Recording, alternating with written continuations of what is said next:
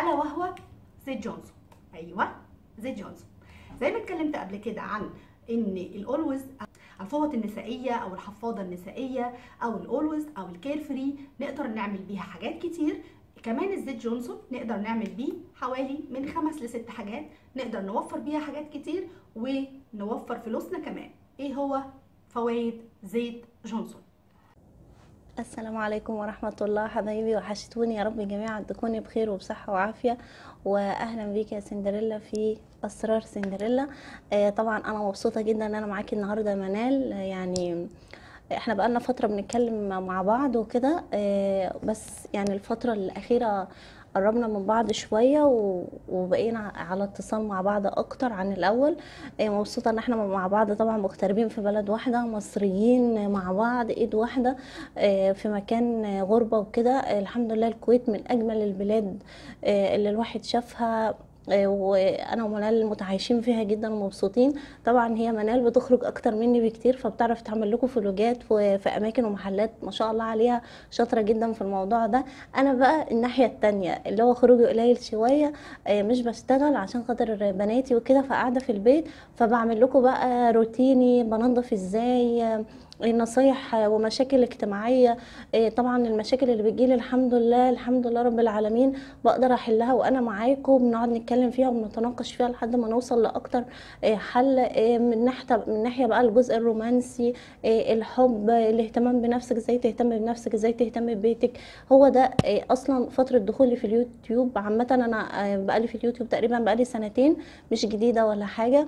بس كنت في قناه مع اخواتي اسمها قناه ام ملك واخواتها، والحمد لله الحمد لله عملنا نجاح كويس الحمد لله، راضيين بيه لانه كان محتوى محترم الحمد لله، مش محتوى اي كلام. فمش مهم عدد المشتركين ومش مهم المشاهدات، المهم ان احنا راضيين عن نفسنا وبنقدم محتوى الحمد لله احنا بنحبه.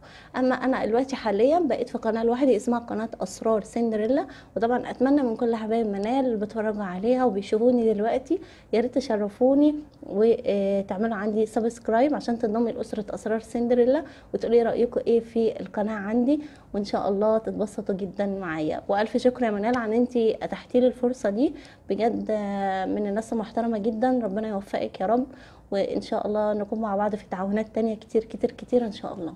السلام عليكم. السلام عليكم ورحمه الله وبركاته. اهلا بيكم في قناتي قناه منال سليمان، ومعاكم منال سليمان، شعار القناه موني لايف ستايل. اتمنى بس لو انت اول مره تشوفي القناه وتدخلي ضيفه عندي، اتمنى انك تكوني متابعه دائمه وانك تدوسي على سبسكرايب جنبها كمان علامه الجرس هتدوسي عليها، يبقى انت كده اشتركتي في قناه منال سليمان وشرفتيني ونورتيني متابعه دائمه. واتمنى كمان بعد ما يخلص الفيديو ده تروحي تعملي لي فولو على الانستجرام وتعملي لي لايك على صفحه الفيسبوك، وتبقي كده انضميتي لعيلتي الصغيره. ويلا بينا على الفيديو. شكرا ام فيروز، شكرا ساندي، وشكرا اسرار سندريلا. قناتك جميله وتستاهلي كل خير، ونورتي قناتي. وما تنسوش يا بنات بعد ما تخلصوا الفيديو عندي تروحوا تعملوا لها اشتراك ولايك وتقولوا لها انكم من عند موني ستايل. ويلا بينا على الفيديو بتاعنا. فيديو النهارده سريع، مش هتكلم فيه كتير، لكن هتكلم عن حاجه مهمه جدا كلنا موجوده عندنا في البيت، وممكن ما ناخدش بالنا منها وما بنهتمش بيها، وسعرها رخيص، وممكن نهتم بيها في حاجات كتير وتعمل لنا حاجات كتير في وقت قصير وبمبلغ صغير. اول فايده لزيت جونسون تقدري تعملي بيه انك تشيلي بيه الميك اب. لو معكيش فلوس والميزانيه عندك خربت ومش قادره تشتري ريموفر ميك اب غالي، سواء هاي اند او زي الدراج ستور او منتج عادي جدا، تقدري تستعملي زيت جونسون كريموفر للميك اب. ودي اول استعمال تقدري تستعمليه بسرعه جدا، وبتوفري فلوسك وتوفري وقتك.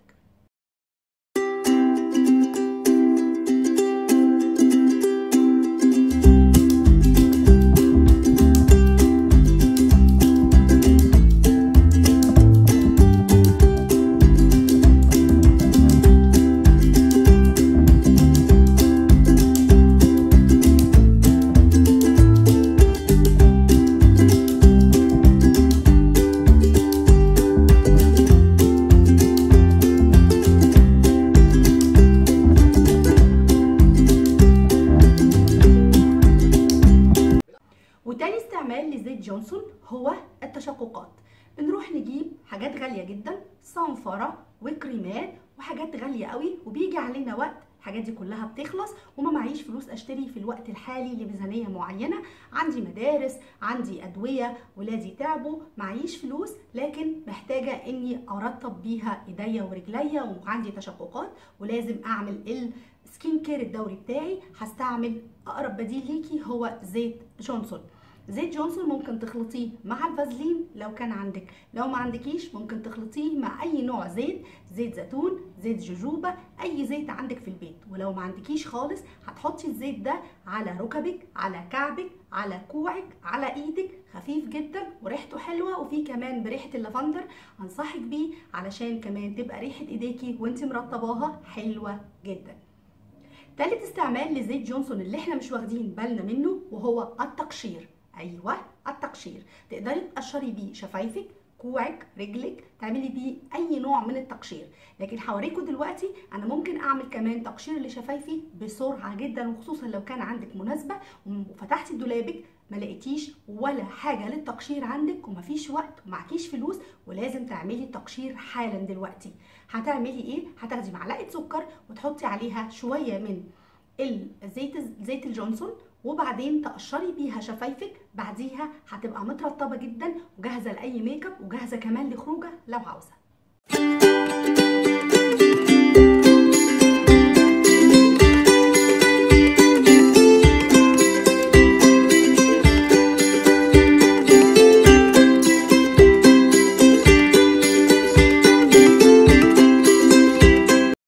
ورابع استعمال لزيت الجونسون هو شعرك متقصف جدا والزيت بتاع شعرك خلص، ما تدهنيش بيه شعرك كله، لكن تقدري تحطي فيه جزء على الاطراف المتقصفه. لو حطيتي منه كل يوم على الاطراف المتقصفه هتلاقي شعرك بقى جميل جدا جدا، وتقدري كمان ترطبي شعرك بيه وتكوني جاهزه لاي خروجه لو انت محتاجه وسريعه ومعكيش فلوس تشتري الشامبو بتاعك او الكريم بتاعك اللي بتحطيه بعد الحمام، وبصيتي لقيتي ما عندكيش اي حاجه تحطيها على شعرك، هتستعملي زيت الجونسون على اطراف الشعر وتبقي جاهزه للخروجه وتبقي كمان زي القمر. خامس حاجه ممكن استعملها زيت الجونسون وهو البادي لوشن. ايوه زي ما رطبنا بيه رجلينا بريحته كده زي ما هو، اقدر اعمل بيه كمان بودي لوشن. لو انا عندي بقايا من الكريم بتاعي اللي قرب يخلص وبرده اتزنقت قوي الشهر ده واحنا فاضل 5 ايام على اخد المرتب او اني اقبض او اخد مصروفي من ماما، هاخد زيت الجونسون اللي موجود بتاع بيبي اختي او بتاع اخويا الصغير. هاخد زيت الجونسون واحط عليه اي نوع من الروايح اللي عندك. لو انتوا شفتوا قبل كده الفيديو بتاعي كنت عامله المسك كلوشن، المسك بتاعك او المسك الاويل تقدري تضيفيه على جزء من زيت الجونسون وتخلطيه معاه وتقدري تبقي ريحتك حلوه واستعملتي لوشن ومرطب في نفس الوقت. زيت الجونسون له فوائد كتير ومهم جدا جدا.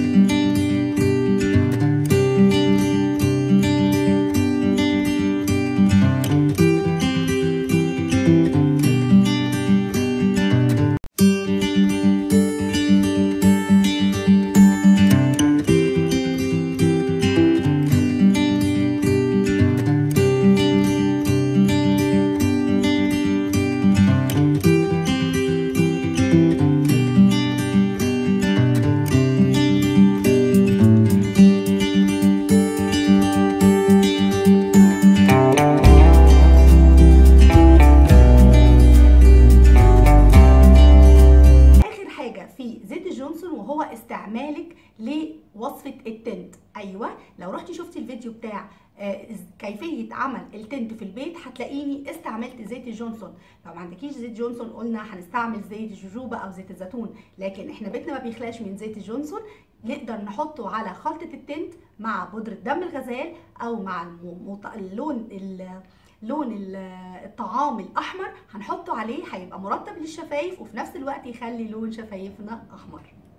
وبكده اكون خلصت ال7 فوائد لزيت الجونسون، ويا رب يكون عجبكم الفوائد السريعه والفيديو كان سريع وما مليتوش منه. واتمنى لو اخر الفيديو عجبكم قولوا لي انكم عايزين كل فتره نصايح بحاجات غير الميك اب وغير الريفيوهات.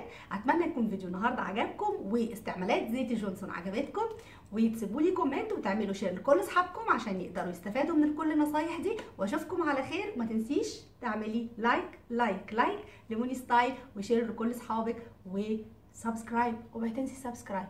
عملتي سبسكرايب؟ اوعي تنسي. اشوفكم على خير. باي باي.